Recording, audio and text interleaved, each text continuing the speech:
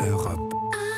8h17, Patrick Cohen, vous recevez ce matin l'ancien ministre de la Cohésion des Territoires, président des députés République En Marche à l'Assemblée. Bonjour Richard Ferrand. Bonjour. Vous étiez au Palais de l'Élysée hier soir pour suivre l'interview du président. Un peu plus d'une heure d'émission, 1 heure seulement en 5 mois de présidence. Est-ce que c'est pas un peu court? Est-ce que vous n'êtes pas dit, et peut-être le président aussi, qu'il vaudrait mieux à l'avenir répondre aux questions plus souvent? Vous savez, pas de blabla, des résultats. C'est ça que veulent les Français. Oui.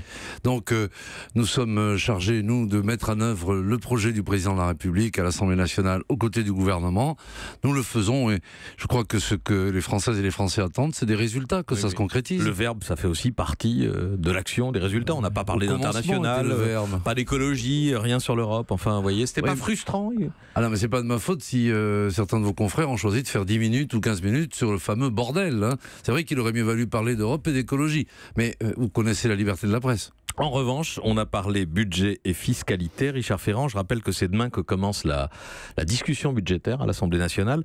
Comment est-ce que l'homme de gauche que vous êtes, l'ancien député socialiste qui fustigeait le bouclier fiscal de Nicolas Sarkozy, peut se retrouver dans une mesure, la suppression de l'ISF, qui va rendre 5 à 6 fois plus d'argent aux Français les plus fortunés?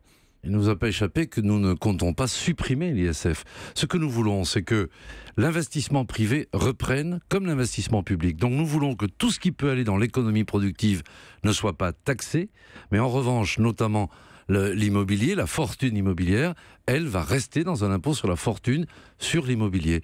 Donc l'idée, c'est de booster l'investissement public, c'est le plan du gouvernement, et l'investissement privé en ne punissant pas en quelque sorte la détention de capitaux, en donnant aussi envie à certains de revenir. C'est le Brexit. Il y a une perte de confiance aux États-Unis dans la gouvernance de ce pays. Donc la France doit redevenir attractive parce que c'est l'investissement qui crée l'emploi. Mais l'idée, je l'ai bien comprise, mais c'est une idée de droite, Richard Ferrand. C'est l'idée de Nicolas Sarkozy. Il disait, pour le bouclier fiscal, il disait qu'il fallait faire revenir les fortunes aussi. Oui, c'était tellement une idée qu'il n'a jamais mise en œuvre. Ça ne nous a pas échappé. Et je crois qu'il ne faut pas aujourd'hui chercher de savoir ce qui est de droite, de gauche, etc. Je vous rappelle que le fondement même de la démarche que nous avons conduite depuis sa candidature avec Emmanuel Macron, c'est justement de dépasser un certain nombre de clivages et de faire des choses qui soient efficaces et justes.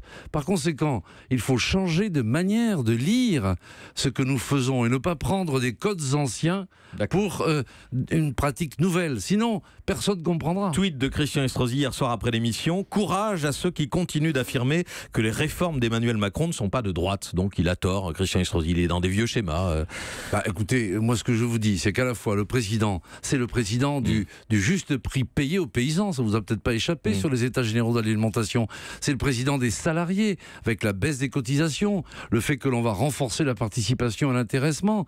C'est également le président qui a choisi d'augmenter dans une proportion jamais égalée le minimum vieillesse, c'est-à-dire pour les retraités qui n'ont presque rien pour vivre, l'allocation pour les personnes adultes handicapées. Alors ça, c'est de droite, c'est de gauche, c'est doux, c'est juste, c'est efficace. Juste, pour parler de justice, Richard Ferrand, Emmanuel Macron parle de jalousie à l'égard des riches. Le désir de justice sociale ou de justice fiscale ou de réduction des inégalités, c'est de la jalousie? Non, il ne l'a pas dit comme cela, si vous permettez. Il a dit qu'il n'aimait pas la jalousie française qui consistait à taxer la réussite.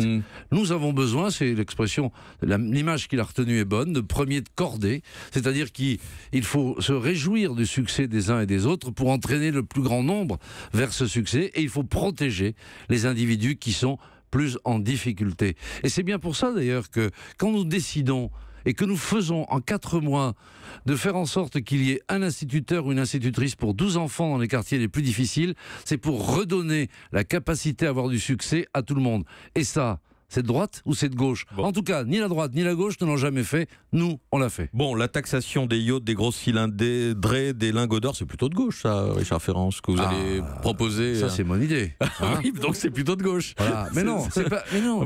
C'est que nous savions bien. Pardon, j'ai des vieux schémas encore, moi. Oui, mais enfin. Mais c'est vrai, vous avez raison. Moi, je viens de la gauche et je suis un homme de gauche, culturellement et politiquement, évidemment. Mais alors, ça fait quelle rentrée ça fait quelle part de gauche là dans Attendez, je vais revenir quand même sur cette affaire des yachts. C'est très important. Parce que voyez-vous, dès l'instant que l'on dit on libère sans taxer ce qui va vers l'économie productive et l'investissement et on taxe l'immobilier, il y a des choses qui évidemment sont des signes de richesse et des réalités de luxe qui doivent contribuer à la solidarité, car l'ISF c'était l'impôt de solidarité sur la fortune.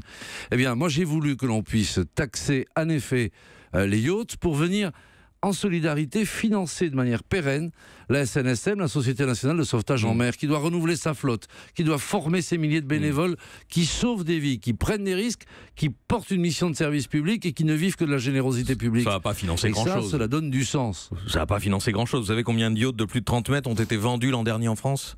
Une trentaine sans doute. Un seul. Un seul. Mais enfin, au total, comment ça ne va pas rapporter grand-chose ? Ça va rapporter entre 10 et 20 millions d'euros. Et c'est cette somme qui va permettre à la SNSM de continuer sa mission et de renouveler sa flotte. C'est-à-dire à peu près 0,5% de ce que vous rendez aux contribuables assujettis à l'ISF. Si je comprends bien, il ne fallait pas que nous fassions ça, monsieur Cohen. Je vous ai bien suivi. Non, mais ça veut dire que ça fait 0,5% de mesure de gauche. C'est jamais assez. Mais arrêtez, vous voulez peser les choses sur une balance, ce qui est de droite, ce qui est de gauche. Non, ce qui est important, c'est le sens. Ce budget sera-t-il efficace ? Oui. Pour faciliter l'investissement, pour faciliter la transmission d'entreprise, sera-t-il juste ? Oui. Voilà, et les résultats, nous les cueillerons lorsque précisément cette mécanique de l'investissement sera repartie, que l'emploi repartira. Mais en attendant, nous redonnons du pouvoir d'achat par les mesures que je viens de citer devant vous. Revisiter cette belle invention gaulliste de l'intéressement et de la participation, a dit le président hier soir. Vous savez ce que ça veut dire ? Comment ça va se traduire ? D'abord, ça c'est le boulot des parlementaires, donc je reviendrai vous l'expliquer. Mais ce que l'on souhaite, c'est que si l'on veut faire admettre parfois qu'il faille prendre des mesures restrictives pour sauver les entreprises, il faut que quand les entreprises reviennent à prospérité, les fruits soient mieux partagés. Et ça alors, voilà, gaulliste, de droite ou de gauche, peu importe. C'est juste que quand on se serre la ceinture ensemble pour sauver une boîte, lorsque la boîte revient en forme et refait des bénéfices, eh bien tous ceux qui ont contribué à l'effort aient leur juste part dans la réussite. C'est cela que nous voulons renforcer et amplifier. Sur un autre plan, Emmanuel Macron a annoncé aussi hier le rétablissement de la double peine, celle qui avait été arrêtée par Nicolas Sarkozy, ministre de l'Intérieur, quand il dit tout étranger en situation irrégulière commettant un délit sera expulsé. C'est la double peine, Richard Ferrand. Non, sauf que c'est après un certain nombre de décisions de justice que cela peut intervenir. Et il faut tout de même... Donc ce ne sera pas systématique et automatique, contrairement à la phrase que je viens de citer. Bien sûr que non. Richard Ferrand, l'enquête qui vous mettait en cause dans l'affaire des mutuelles de Bretagne a été classée sans suite. Vous souhaitez, avez-vous dit dans un communiqué, que cette affaire interroge tous les auteurs de jugement à l'emporte-pièce qui ne mesurent pas les dégâts humains qu'ils créent. Vous pensez être entendu et vous pensez avoir déjà été entendu ? Écoutez, ce que je veux vous dire, c'est que j'ai toujours dit que je n'avais rien commis d'illégal et d'immoral. Et maintenant, c'est la justice qui le dit.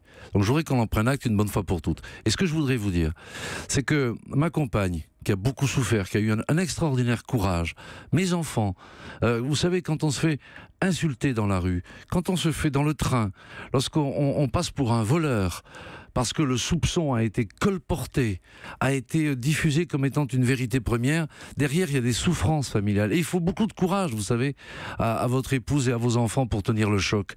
Parce que vous passez pour un voleur, vous passez pour un homme malhonnête.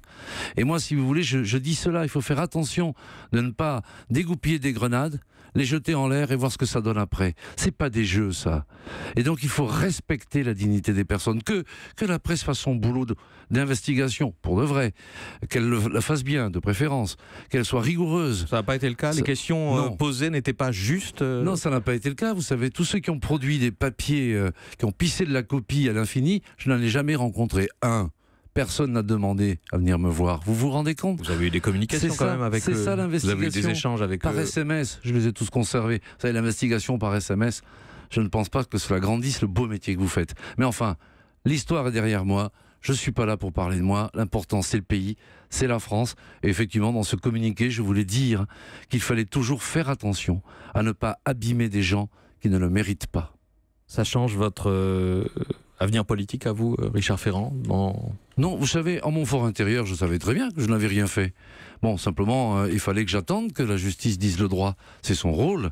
Donc elle a dit le droit.